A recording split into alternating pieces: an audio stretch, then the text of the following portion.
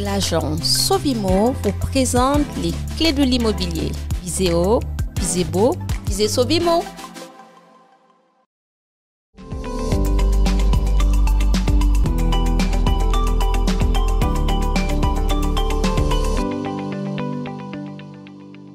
Bonjour à tous, j'espère que vous allez bien.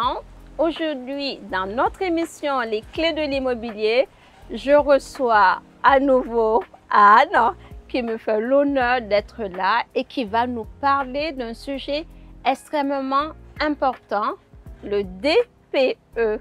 Qu'est-ce que c'est? Anne va nous confier tous les secrets que nous devons savoir. Bonjour Anne. Bonjour Vassia, merci à vous. Eh bien, le DPE, pour commencer, ça veut dire le diagnostic de performance énergétique. Bon, une fois qu'on a dit ça, c'est formidable, mais qu'est-ce que c'est? Eh bien, le DPE, c'est un diagnostic qui a pour objectif d'évaluer la consommation moyenne d'énergie d'un logement. La consommation moyenne d'énergie d'un logement va représenter à la fois ce que je consomme dans l'énergie, mais également aujourd'hui ce que je pollue. Dans les anciennes versions de DPE, nous avions deux étiquettes distinctes. Aujourd'hui, c'est une seule et même étiquette réunie et on appelle cela l'étiquette énergie-climat. Anne, pouvez-vous nous dire pourquoi est-ce qu'il existe un nouveau DPE? Bien sûr. Alors, il existe un nouveau DPE depuis le mois de juillet 2021. Le législateur a considéré que les anciennes versions du DPE n'étaient pas suffisamment fiables. Aujourd'hui, il existe une nouvelle méthode de calcul qui ne prend plus en considération la consommation réelle d'énergie des occupants.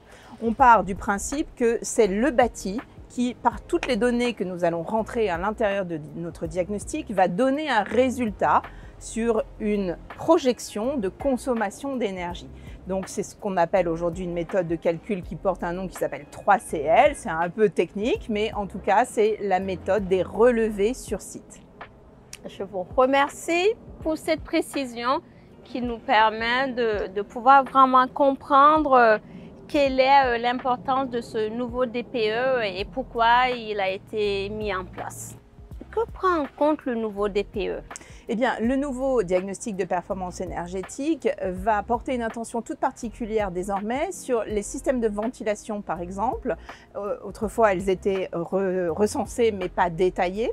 Également, ce que l'on appelle aujourd'hui le confort d'été. La maison a-t-elle des fenêtres sur une double exposition? Eh bien, par exemple, cette double exposition de fenêtres aujourd'hui est renseignée à l'intérieur de ce nouveau DPE. Ce que l'on va également prendre en compte, ce sont les systèmes de climatisation que nous ne relevions pas sur les anciennes versions et tout un tas de points de contrôle également qui restent inchangés, à savoir le mode de chauffage, le mode d'eau chaude, comment est-ce que je fournis ma ventilation, est-ce que c'est donc une VMC, est-ce que c'est une ventilation naturelle, est-ce que c'est par ouverture des fenêtres. On va considérer aussi l'exposition des fenêtres et des murs désormais. Autrefois, on ne localisait pas nécessairement les expositions des murs déperditifs.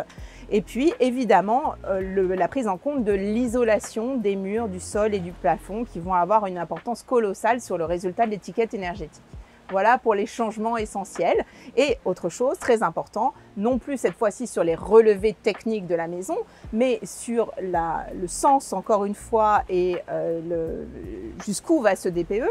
Jusqu'à l'ancienne version, c'était une notion d'information que l'on donnait à son acheteur ou à son locataire. Désormais, le diagnostic doit vraiment garantir la donnée qui est relevée à l'intérieur et ce fameux DPE est devenu opposable. La notion d'opposabilité veut simplement dire que si un acheteur n'était pas d'accord avec les données qui sont renseignées à l'intérieur de ce DPE, pourrait tout à fait demander soit une réduction de prix, soit un dédommagement qui lui semblerait juste. Donc ça, c'est très important, la notion d'opposabilité dans ce nouveau DPE. Oui, parce qu'avant, on ne pouvait pas... En fait, ça ne servait à rien. Ça, c'est oui, alors que maintenant... Maintenant, tout le monde les regarde. C'est ça. Anne, pouvez-vous apporter votre expertise sur cette question? On se rend compte que de nos jours, les gens accordent une importance cruciale sur le nouveau DPE. Qu'est-ce qui génère cette attention? Bien, je pense que ce qui a changé la donne, c'est que désormais, lorsqu'une maison ou un appartement est mal noté, on a vu apparaître la notion de passoire thermique.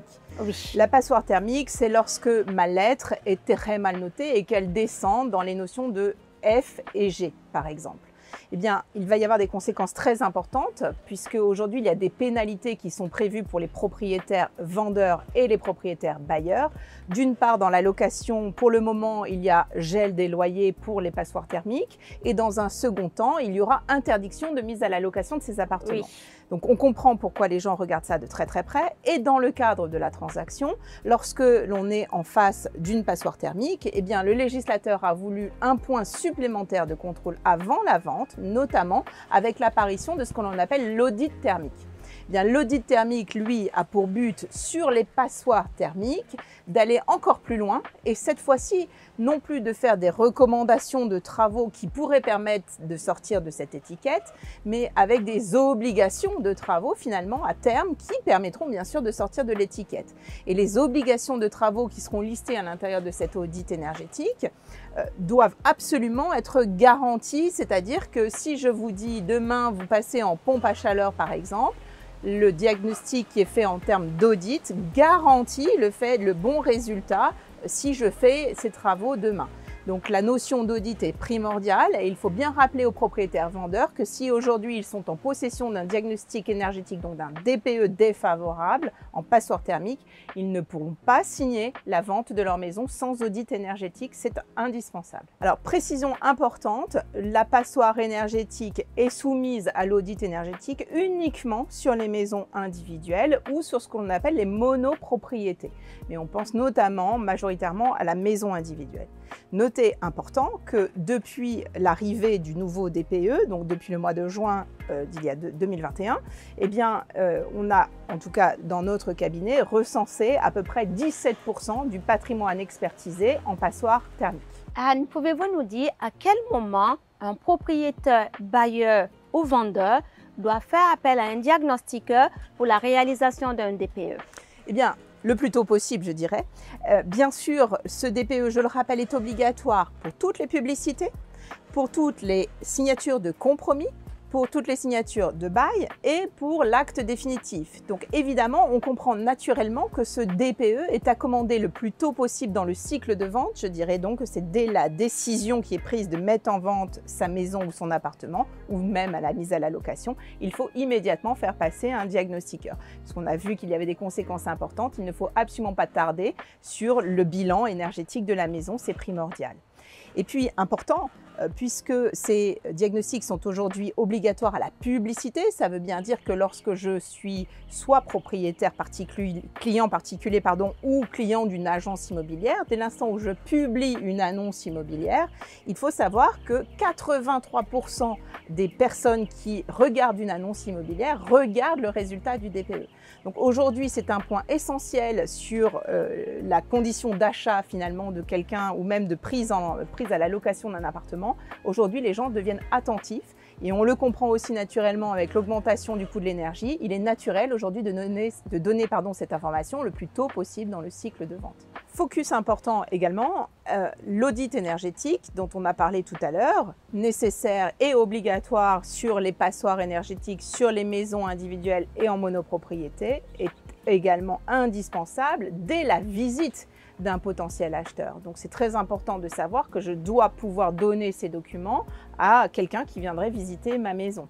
Très important. Point très important également, dans le DPE, à la fin du DPE, le diagnostiqueur doit faire des recommandations de travaux à l'intention des propriétaires. Ces recommandations de travaux ont pour but de sortir de la passoire énergétique et pourront, pour la majorité des gens, être accompagnés avec des aides financières. Donc, on est accompagné par MaPrimeRénov' et à l'intérieur du DPE, tout ça est indiqué pour avoir un lien directement pour voir comment je peux être aidé sur la rénovation énergétique de ma maison ou de mon appartement. Anne, je vous remercie pour toutes ces précisions.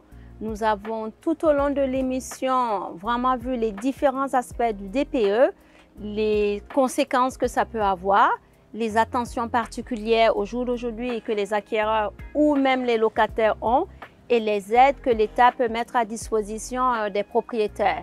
Merci pour votre expertise sur cette thématique. Merci Vassia.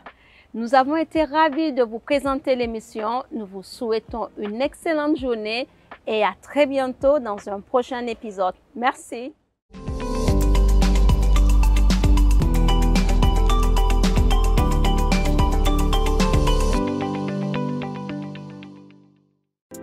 l'agence Sovimo vous présente les clés de l'immobilier. Visez haut, visez beau, visez Sovimo.